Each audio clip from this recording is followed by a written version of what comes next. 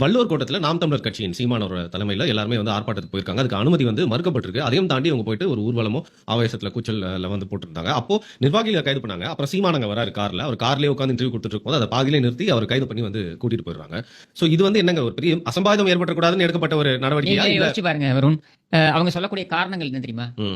இவர் வந்து அனுமதி கேட்டார், இவ்வளவு குறிப்பிட்ட சில 1000 பேர் வருவாங்கன்னு அனுமதி கேட்டார். ஆனால் அதை விட பன்மடங்கு நபர்கள் கூடுவார்கள் என்று எங்களுக்கு தகவல் வந்த காரணத்தினால நாங்கள் வந்து இந்த கூட்டத்திற்கு அனுமதி மறுக்கிறோம். உண்மையிலேயே அப்படிதான் நடந்துச்சா? நிறைய பேர் வந்துட்டாங்களா? என் கேள்வி, அவர் உங்களுடைய கைக்கூலிகள் தான், சைபர் கூலிகள் தான் கூவிட்டே இருக்காங்க. நாலு ஒரு மேனியும் பொழுதுவனமும் சீமானுடைய கூடாரம் காலியாகிறது. நம்ம நேத்தி கூட போட்டிருந்தாங்க நிறைய பார்த்து. சீமானுடைய கூடாரம் காலியாகிறது நம்ம போட்டிருந்தாங்க. அப்போ சீமா காலியாகக்கூடிய கூடாரத்தை வைத்திருக்கின்ற ஒரு தலைவருக்கு ஏன் அவர் எதிர்பார்ப்பதை விட அதிகமாக கூட்டம் வரும் நீங்களே சொல்றீங்க? அவங்க எதிர்பார்ப்பதை விட அதிகமான கூட்டம் வரும் நீங்க தானே சொல்றீங்க. அப்போ நீ காலியாகக்கூடிய கூடாரம் என்பது பொய் அப்படின்றது உங்களுடைய வாதத்தின்படியே அடிபட்டு போகுது. அடுத்து இவங்க என்ன சொல்றாங்க? காவல்துறையினரை வந்து நாங்கள் இங்க வந்து போக்குவரத்து நெரிசல் ஏற்படும் என்பதால் நாங்கள் அனுமதிக்க முடியாதுன்றாங்க. சரி, போக்குவரத்து நெரிசல் ஏற்படும் என்றால் கடந்த வாரம் நீங்க விசிகாக்கு அதே இடத்துல நீங்க கொடுத்திருக்கீங்க அனுமதி. அம்பேத்கர் குறித்து அமித்ஷா பேசியது, அதற்கு எதிரான போராட்டம் நடத்திய பொழுது நீங்கள் அதே இடத்துல கொடுத்திருக்கீங்களே அனுமதி. அப்போ போக்குவரத்து நெரிசல் ஏற்படலையா? வள்ளுவர் கோட்டத்தில் அந்த பர்டிகுலர் இடம் எதற்காக நீங்க டிமார்க்கெட் பண்ணி வச்சிருக்கீங்க?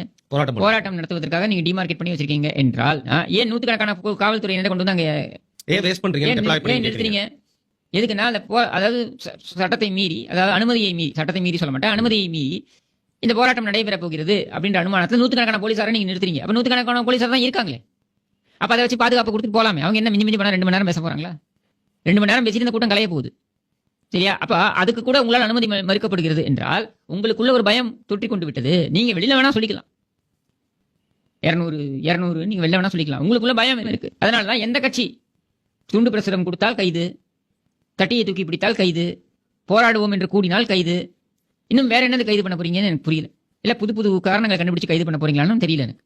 ஓகே, இப்போ ஒருவேளை அவர் பேசி அங்க இருந்து பாத்தீங்கன்னா அந்த உணர்ச்சி பிளம்புல அங்க இருக்கவங்க எல்லாம் ஏதாவது வந்து பொது சொத்துக்கு சேதம் விளைவிச்சிருவாங்க. இது வரைக்கும் நடந்திருக்காத மாதிரி. இதுக்கு முன்னாடி அவர் பேசியிருக்காருல்ல, இதே வள்ளுவர் கோட்டத்தில் இதே சீமான் பேசியிருக்காரா இல்லையா? அப்பொழுதுதான் இது மாதிரி நடந்திருக்கா? நான் புரிந்து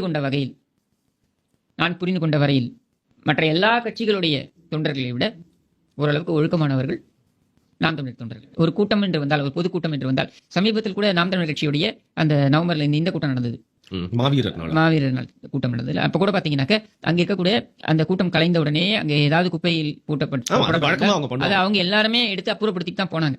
சரியா? நீங்க சமீபத்தில் விஜயோட கட்சியோட கூட்டம் பார்த்தோம், மாநாடு முடிஞ்சதுக்கு அப்புறம் எவ்வளவு குப்பை கூலமா இருந்தது. இது விஜயோட கட்சி மட்டும் இல்ல, எல்லா அரசியல் கட்சிகளுடைய பொதுக்கூட்டத்துக்கு அப்புறமும் இப்படித்தான் இருந்திருக்கு. அப்ப அதுல ஒரு மாறுதலாக, ஒரு மாற்றத்தை தரும் வகையில் நாம் தமிழர் கட்சியுடைய தொண்டர்கள், தம்பிகள், தங்கைகள் அவர்கள் இதில் ஈடுபடுகிறார்கள் அப்படின்றத பார்க்க முடிகிறது. அப்போ அவங்கள போய் நீ வந்து சொல்றேன்னா யாராவது நம்புவாங்களா? இது அவர்களால் சட்டம் ஒழுங்கு பிரச்சனை வரும் என்றால் யாரும் நம்ப மாட்டார்கள். சீமான் அங்க ஒரு 2 மணி நேரம் பேசிட்டாருனாக்க உனக்கு ஏன் அவ்வளவு பிரச்சனை வரப்போகுது? சீமான் இன்னைக்கு நேரத்தா பேசிட்டு இருக்காரு, அவர் காலங்காலமா பேசிட்டு இருக்காரு, என்ன தெரிஞ்சு ஒரு 10-15 ஆண்டுகளா பேசிட்டு இருக்காரு. அப்போ அப்பொழுதெல்லாம் ஏற்படாத பிரச்சனை இப்ப ஏற்பட போகுதா? அப்ப இங்க உண்மை என்னன்னா, நீ பயந்து போயிருக்க.